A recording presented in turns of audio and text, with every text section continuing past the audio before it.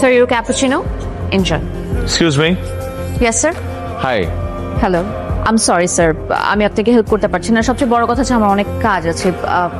You কিন্তু carry on. আমি যে এক্সকিউজ মি একটু আপনি আমার সাথে এরকম আচরণ করছেন কেন? আমি ট্যুরিস্ট, আপনি এখানকার একজন লোকাল, আর সব থেকে বড় কথা আপনি একটা বাংলাদেশি রেস্টুরেন্ট চালান, আর আমি একজন বাংলাদেশি।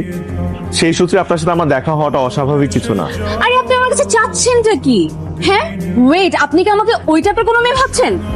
আপনার ইন্টেনশন যদি এরকম হয়ে থাকে, এখান থেকে 10 কদম হাঁটলে কিন্তু ওয়াকিং স্ট্রিট আছে, আপনি ওখানে যে ঘুরে করতে পারেন। আমার রেস্টুরেন্টের সামনে ঘুরে করে আমাকে ডিস্টার্ব করবেন না, what is please. Wrong with you? আপনার কি আমাকে দেখে এই ধরনের ছেলে মনে হয়? আর কোথায় কি আছে আমার জানা আছে। দেখুন, আমার এই ধরনের কোন আজেবাজে ইন্টেনশনস নেই। In fact I want to help you. আমি কি আপনার কাছে হেল্প চেয়েছি? না, চাননি, কিন্তু আমার মনে হয়েছে যে আপনার হেল্পটা দরকার। আপনার সাথে আমার কিছু জরুরি কথা আছে। একটু তাড়াতাড়ি বলুন না, আমার খুব তাড়া আছে। সবসময় তো তাড়াহুড়া করেন কেন? শুনেন, তাড়াহুড়া শয়তানের কাজ।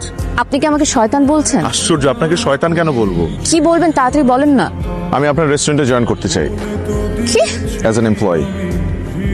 মজা করছেন আপনি আমার সাথে? মজা করবো কেন, সিরিয়াসলি বলছি। দেবেন আপনার রেস্টুরেন্টে আমাকে চাকরি? এটা কি?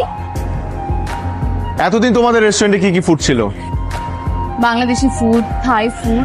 বাংলাদেশিয়ান, থাই, এখন থেকে European and Indian food add করা হয়েছে। কেন?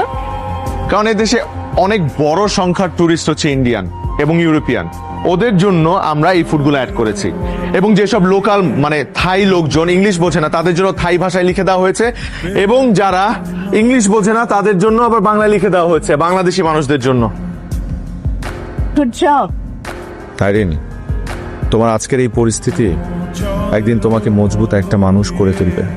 তুমি একদম আমার বাবার মতো করে কথা বলো। আমার বাবা ঠিক এভাবে সুন্দর করে আমাকে বোঝাতেন। সব খরচ বাদ দিয়ে প্রফিট হয়েছে এই মাসে 70,000 বাদ। আসলেই? বাবা, এটা কি আমি স্বপ্ন দেখতেছি না তো? মানে এটা কি সত্যি? চেক করে দেখতে পারেন। কি বলছে? ধন্যবাদ জানাবো, আমি বুঝে হইতেছি না বাবা।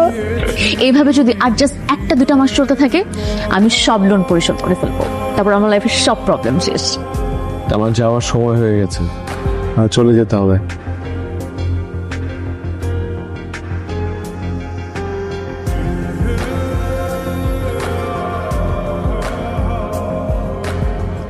পার্টনারশিপের অফারটা ভালো আছে, তবে হ্যাঁ, ফিজিবিলিটিটা চেক করতে হবে। আর লস, আমার জীবনে এখন এমন একজন মানুষ আছে যে থাকাতে জীবনে কোনো কিছুতে লস হওয়ার কোনো চান্সেস নেই। জলদি জলদি আমার কাছে চলে আসো তো, আমি তোমার জন্য অপেক্ষা করছি।